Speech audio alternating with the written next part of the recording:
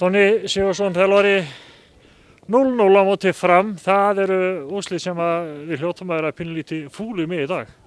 Já, klálega, þetta eru vonbrigði í ljósi frammistöðunar. Mér fannst frammistöðan mjög góð. Ég var mjög ánægður með leik liðsins heilt yfir nánast alla leikinn.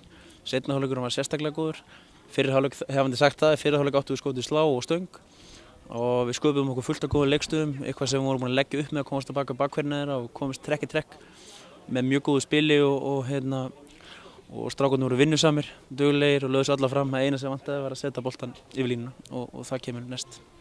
Það vakti athygli í dag að þú setur Birki í byrjunarliði.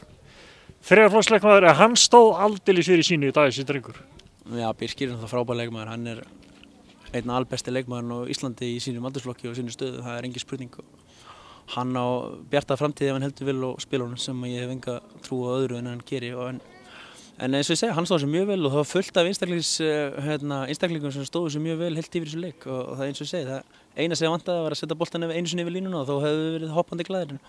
En ég var hoppandi glaður með allt annað.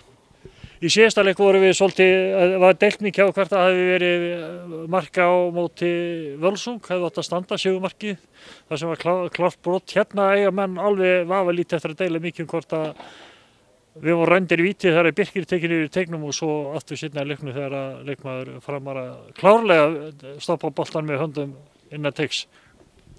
Já, klárlega, við það engin spurning, það hefði mögulega hægt að dæma 2 víti, en svona heilt yfir held ég að hann dæmdi ágætlega. Mér fannst allavega hans frammistaða ekki skyggja neitt sérstaklega á leikinn því að við spiluðum vel og ég vil taka það úr leiknum og einbyggja okkur af því sem við getum breytt í eða haldið áfram með það, en bæta við að henda boltann yfir línuna einu sinni, eins og segi, það hefði verið miklu meira nóg að setja hann bara einu sinni yfir.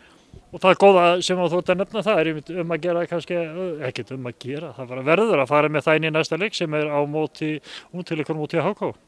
Já, það verður mjög töff leikur, þeir koma alveg dýrvillisir eðlilega eins og svo sem við og það verður erfitt að fara aftur á teppið þegar einhver loksins konur á grassið og allir voru ánægðir með það. Þannig að nú þurfum við aðlaga okkur aðeins að því en eins og þú segir og við ég réttilega að ég held að það sé mikilvægt að halda vel í jákvæðina og það jákvæða sem var í þessu leik og það var heilmargt.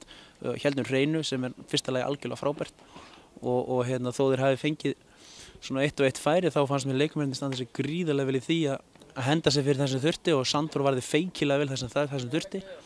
Þannig að markmennir eru til þess að verja líka, þannig að það er allt í lagi þó að þú 1 og 1 færi þegar maður geta varið þetta, þannig að hann gerði það frábærlega og eins og ég segi, heildar frammistaða liðsins algjörlega frábæri en vantar bara að setja boltann á línu og það er bagalegt.